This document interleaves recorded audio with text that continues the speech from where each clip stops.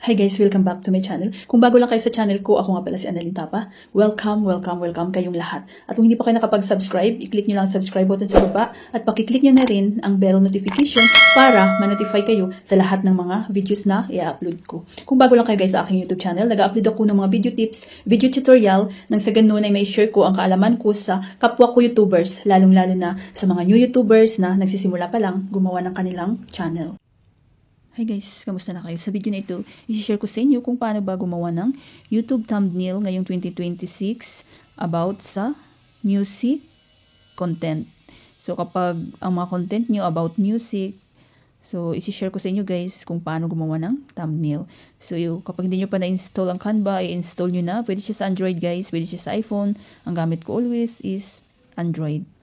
So tapusin yung video na ito, i-share ko na rin sa inyo kung paano ilagay ang thumbnail.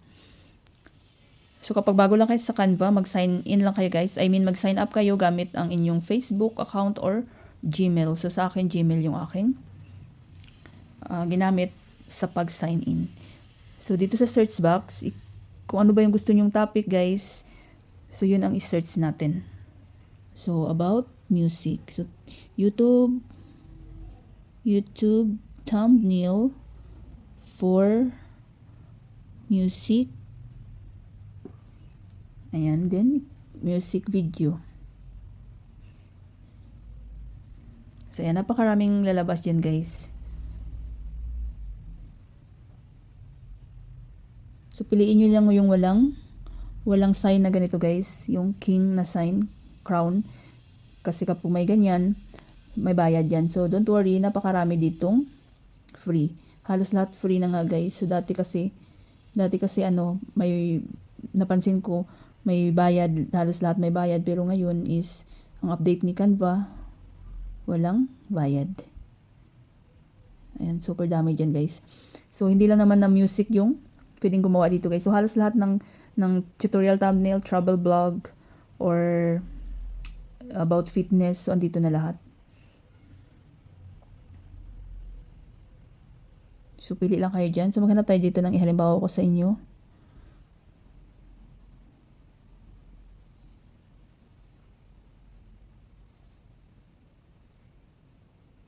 So, halimbawa, yung simple lang guys para mayroon lang kayong idea.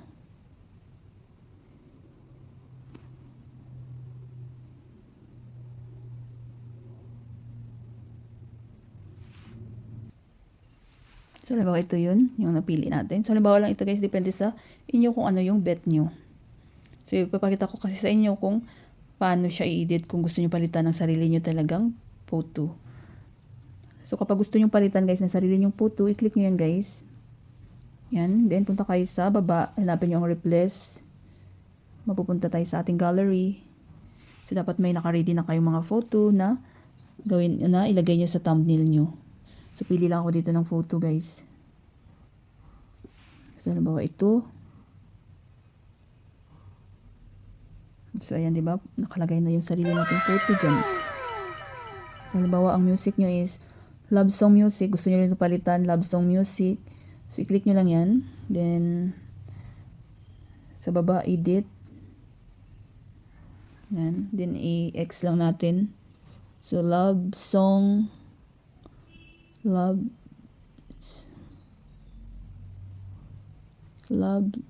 song. Love songs. Ayan, love songs. So, tanggalin lang natin itong November. Click nyo muna dyan.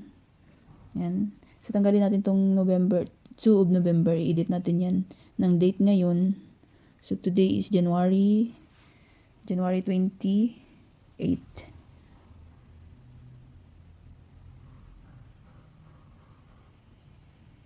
January 28, 2026. Yan. So, ang kagandahan sa thumbnail, kasi pwede nyo siyang i-edit guys. Yan. So, kapag okay na kayo dyan, so sariling photo nyo na, diba? Sariling photo ko. Na-edit ko na rin love songs, January 28, 2026. So, kung ano yung gusto nyo ilagay dyan. Then, i-save nyo na kapag okay na kayo. Nakita nyo itong arrow pababa.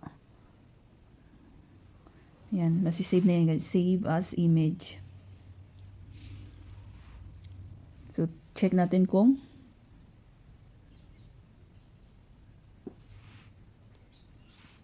So, ayan na siya guys, save to gallery. So, tingnan natin kung nakasave na siya sa gallery natin. Ayan, so, ayan na siya guys. Then, share ko sa inyo kung paano ilagay sa inyong mga videos. So, dapat naka-install na rin sa inyo itong YT Studio guys, para madali lang na maglagay ng mga thumbnail, mag-edit ng thumbnail para sa inyong mga videos. So, pwede siya sa Android, pwede siya sa iPhone. Ang gamit ko always is Android. So, pag na-install nyo na sa mobile nyo, i-open na natin para makalagay na tayo ng thumbnail. So, dito makikita nyo yung inyong dashboard. Makita nyo yung inyong subscribers, watch time, views, magkano ba yung revenue nyo. Sa content, dito nyo naman makikita guys yung mga content na ina-upload nyo. So, may mga short kapag nag-upload kayo ng short, live. So, dito nyo makikita. Then, sa analytics, so dito nyo rin makikita yung mga video na top content, kung ano ba yung pinakamaraming views na mga videos nyo. So, dito nyo rin makikita. At dito nyo rin makikita yung inyong views, watch time, analytics. Sa community naman, dito kayo mag-reply ng mga comments ng inyong mga viewers, mga subscribers. Pwede rin kayo mag-delete ng mga comments dito sa community, dito sa earn. So, dito nyo makikita din kung magkano ba yung na-income nyo ngayong sa isang buwan or everyday kapag monetize na kayo. So, pili lang ako dito guys ng video. Dito tayo sa content. So, ito kaka-upload ko lang. So, wala pa itong thumbnail. Napakahalaga kasi guys na may thumbnail, na dapat may thumbnail yung inyong mga videos para attractive siya. So, i-click nyo yan. Then, so nakikita nyo itong pencil sa taas guys. Click nyo yan. Then, i-click nyo ulit itong pencil.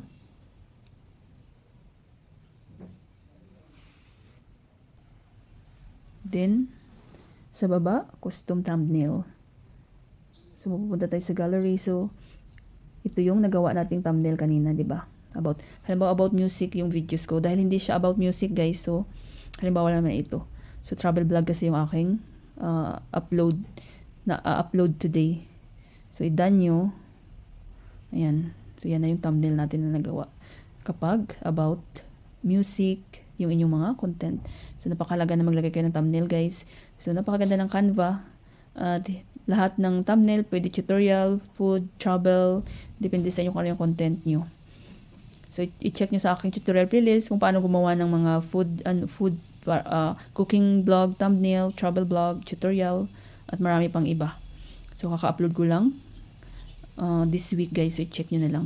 Pag okay na kayo, i-save nyo. So, sa akin, hindi ko siya i-save, guys, dahil hindi naman to about music. So, kapag meron kayo, guys, mga requests, katanungan, so, huwag kayo mahiya mag-comment ini videos ko. Mababasa ko yan. Sana guys, may natutunan kayo sa video tutorial ko na ito at maraming salamat sa panonood. Kung meron kayong mga question, suggestion, and request, just leave a comment down below. At huwag niyong kalimutan mag-like, share, comment. At kung hindi pa kayo nakapag-subscribe, i-click nyo lang subscribe button sa baba at pakiclick nyo na rin ang bell notification para ma-notify kayo sa lahat ng mga videos na i-upload ko. Always be happy guys, be positive, avoid nega. See you next time!